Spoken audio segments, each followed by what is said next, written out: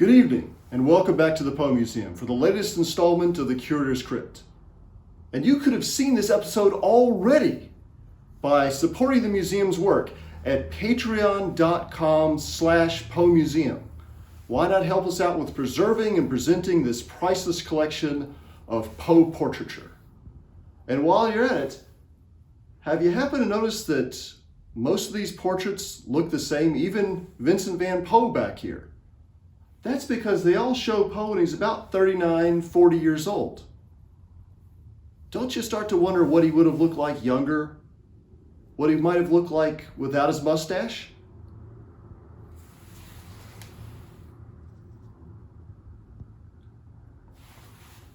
Or how about let's just take a look at some portraits that do show him already without the mustache.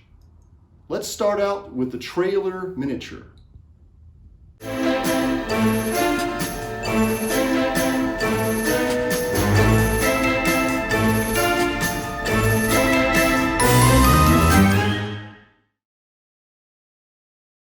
So here it is, the trailer miniature of Edgar Allan Poe that was once said to be the earliest surviving portrait of Poe that showed him unlike any other portrait of the author known up until that date.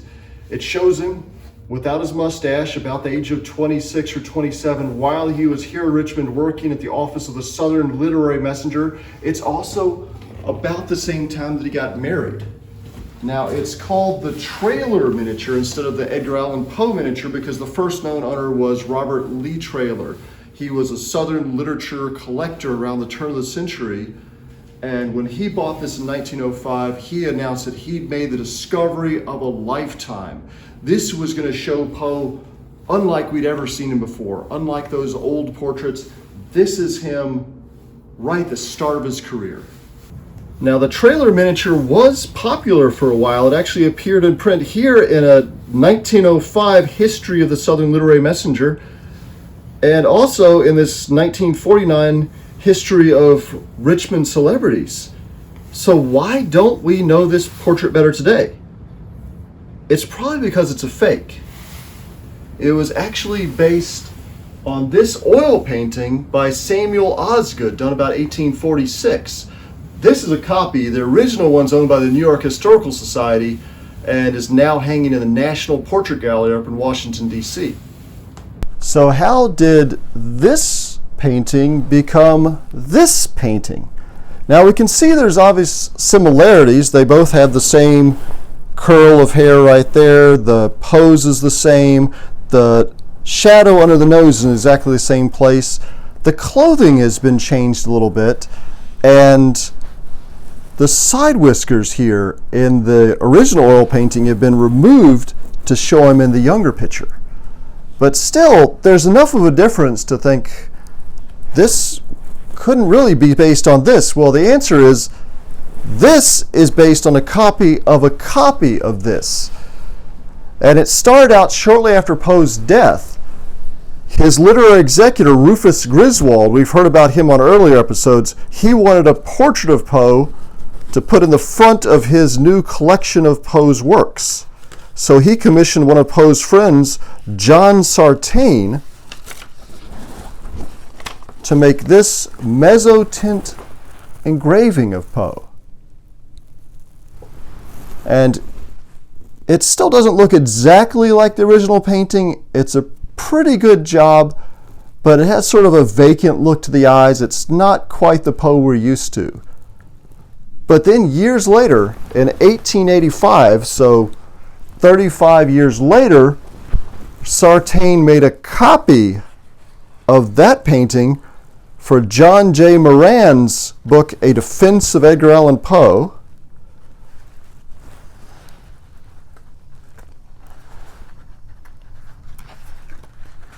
And it's in here. So this is even more distant from the original. See, now he looks like a completely different person because it's not any longer just a copy of the portrait, it's a copy of the portrait. So he even looks a little weird in this picture. But whoever the artist was who did this picture looks like he based or she based this picture on the mezzotint rather than directly on the original painting. So that's how this fake came into being. Now I say that it's a fake, not a forgery, because I'm trying to give the creators of this piece the benefit of the doubt. They might have just been trying to create a Poe portrait, and there was a market, just like there's a market today for Poe portraits.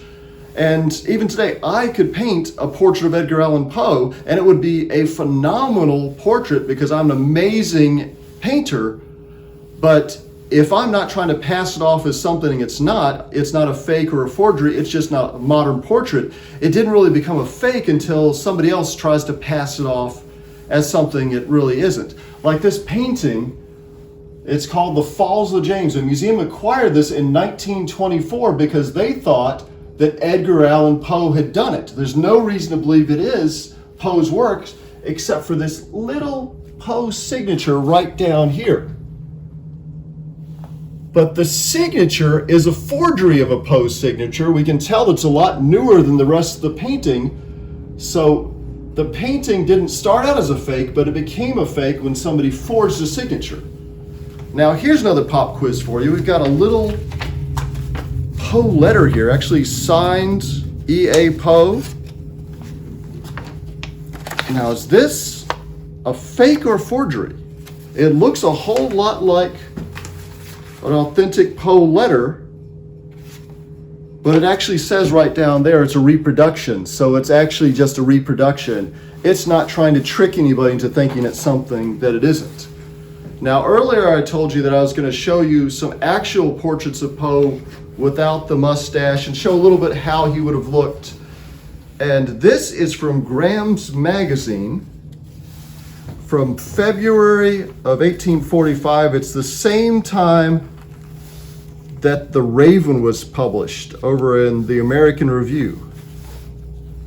Might take me a little while to find this.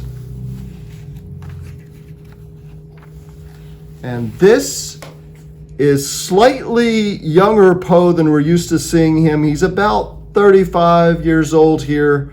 So this is him. He's already ridden The Telltale Heart, The Black Cat. He's just ridden The Raven, just waiting for it to get published. So this is Poe as a lot of people would have known him. He didn't actually grow the mustache until the last 4 years of his life. So there are more pictures of him that show him without the mustache. This is him. He's about 33 years old here, still the beginning of his career. And this is another one that shows him, this was done about 1846, so he'd have been about 37 years old. So it's not really how we're used to seeing him, but again, it's how most of the people who met him during his lifetime would have recognized him. They wouldn't have recognized him by the mustache.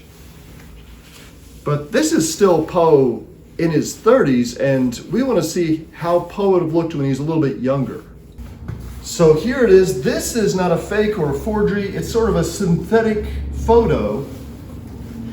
Jovi Hayes from Fojo actually did an age regression portrait of Poe. She based it on the photographs taken of him as an adult and de-aged him to show what he would look like when he was 15 years old. So this is how Poe had looked about 1824 when he was writing his early poetry, when he met the Marquis de Lafayette, when he lost his first great love, Jane Sanders. So this is Poe as you've probably never seen him before. This is Poe as a teenager. This is how he would have looked, and it fits with descriptions of him as having wild, curly, dark hair and sort of dressing in black, sort of look like a romantic poet like his hero, Lord Byron. So in the absence of having an actual portrait done of Poe while he was 15, thanks to modern technology, this is the next best thing. So what do you think? Do you prefer Poe with or without the mustache? Let us know in the comments down below, and don't forget to support the museum at patreon.com/PoeMuseum.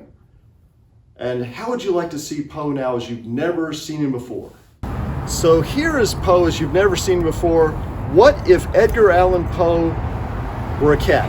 Well, this is Edgar the Poe Museum cat. and he'd like to thank you for watching this week on the Curator's Crypt.